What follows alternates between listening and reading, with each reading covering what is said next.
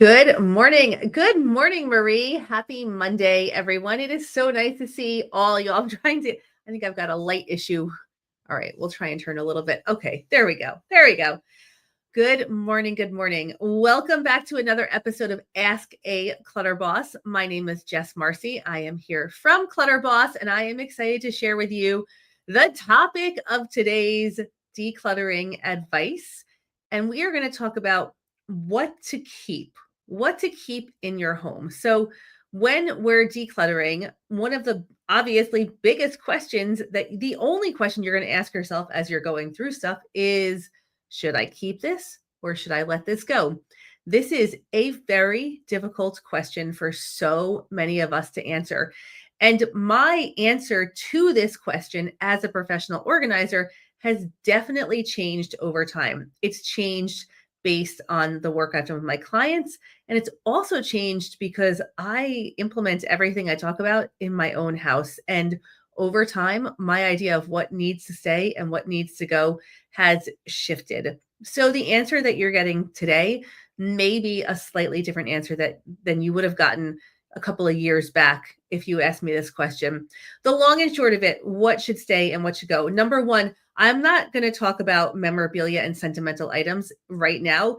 There should be space for memorabilia and sentimental items in our house, no question. So they're excluded from this answer. My little caveat about memorabilia and sentimental items is if you have stuff that is truly sentimental to you and it is not being stored, you don't have the proper storage for it, then I would encourage you to create good storage for it. Because if you have stuff that you're hanging on to that means a lot to you, it is going to really suck if you go to open up that box 10 years from now and mice have gotten into it or moisture has gotten into it and the items that you care about so much are destroyed. So when we say I'm keeping this stuff because I love it, it means a lot to me. If you love something, store it appropriately. Give it proper storage so it does not get destroyed. So often, I think we use sentimental items as a crutch for not letting go of stuff. So I want you to put your money where your mouth is. If you are hanging on to stuff because it's so important to you that you can't let it go because you love it so much, make sure you're storing it in an appropriate way. Now, back to the original question. So again, we're excluding memorabilia and sentimental items from this answer. But how do I decide what stays in my house? When I hold up something, how do I know? Should I keep it or should I toss it? My best answer for this is it relevant to your life right now? Is it supporting the life that you are living right now?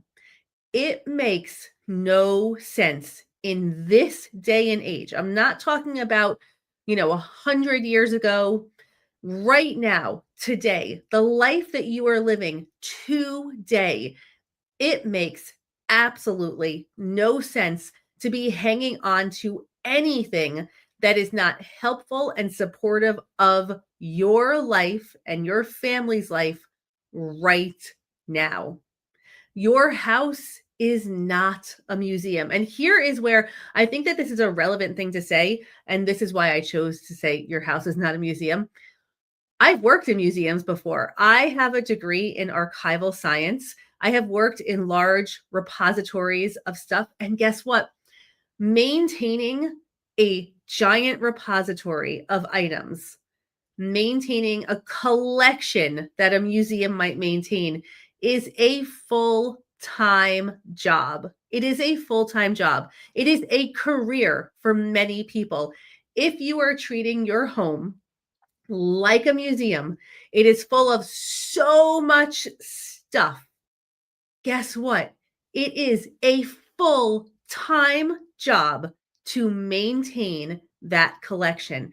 And let me ask you in the comments here, do you have time in your life for a second full-time job maintaining all of the stuff that you have in storage that you're not actually using? Do you have time for that? If you do, great. Your home can be a museum. Have at it. If you don't, And I am guessing nobody in the comments has time for a second full-time job right now. Why are we keeping stuff that is not supporting our lives right now? Because if it's not supporting our lives, it is detracting from our lives. It is taking our time and it is taking our space. And the less time and space that you have, the less time in your life to do things, less space in your house to do things, the more it impacts your mental health. There is a direct connection between having too much stuff in your space, losing your time to that stuff, losing your energy to that stuff, and your mental health being completely implicated from all of this. Completely I'm losing the right word here, but your mental health suffers when your time and space is going to taking care of clutter because when we keep stuff in our life that supports the lives that we have right now, it actually makes our lives easier to live. When we're keeping stuff in our homes that has no place in our life right now, it is making it harder for us to live the lives that we want to be living and need to be living right now. And here's the kicker is you're choosing this. You're choosing to let the clutter have such a be such a big anchor in your life. You're choosing this.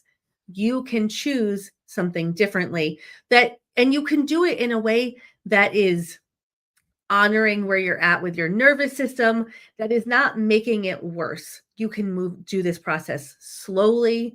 You can do it over time. You can do it with support. You can do it for love with love for the person who kept all this stuff because at that time that was the best that you knew. But now if you have been here, if you have been following Clutter Boss for a while, if you have been thinking about clutter for a long time, you are no longer that person who didn't know better. You know better now, and you can make a different choice. And you can. And that is the most beautiful thing about the lives that we live right now. You're an amazing human. You have the ability to say, you know what? I was doing the best that I could back then. And now I need to hold myself up to a different standard, not a higher standard, a different standard. I know more now. I have more experience. I understand what is happening and I am going to make a different choice moving forward.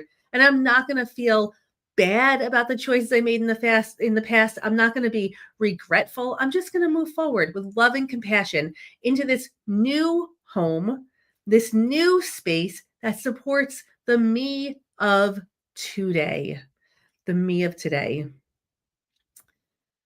So, if you're asking yourself, should this stay or should this go? I really want you to say, is it relevant and supportive of my life right now? Is it relevant and supportive of my life right now? Because if it is not, it is taking your time, it is taking your money, and it is impacting your mental health, and you're choosing that. And let's just choose differently. Um, Okay. Another little note that I had over here is when we choose to keep stuff that is not relevant to our life today, a lot of times we're choosing to keep identities that aren't really the right identity for right now. So we're choosing to keep the identity of a mom with young kids, even though our kids are grown right now. We're choosing to keep maybe the dream identity. I always wanted to be X, Y, and Z. And I have all this stuff to be the person who crafts these beautiful crafted things. And I want to be that person, but it's not actually happening. So that's just it's an identity that you don't need to hang on to. You can have that dream identity in your head and in your imagination. You can go down that road and you can think about how great that would be. But if you're not actually at that point yet, you don't need to keep all of this stuff to support an identity that is not actually relevant to where you are in your life right now. You can let go of fantasy identities. You can let go of old identities. You can just be so happy to know who you are now and what you need in your life right now to support that person. And you can use that empowerment to say, okay, I'm okay letting go of this stuff. Um, all right. So, in conclusion, the goal with our homes and the stuff in our homes is not minimal. We're not going for complete minimalism. We are going for two things: relevant to my life today and fits into the space that I have available for storage. Relevant to my life today, and it fits comfortably into the storage that I have. Those are your two goals. So when you're asking yourself, should it stay? Should it go? Two questions. Is it relevant to my life today? Do I have space for it? And move forward with lots of love and grace for the path and the journey that led you to where you are right now. All right, my friends. It's been so wonderful spending a couple of minutes with you on this Monday morning. Go forth into your cluttered space and let go of some stuff this week. And if you are successful, and if you are not successful, feel free to drop us an email at Clutterboss. We always love to hear how our Clutterboss advice is landing. And if something really stuck for you, we'd love to hear about it. All right, everyone. Have a wonderful week. Bye.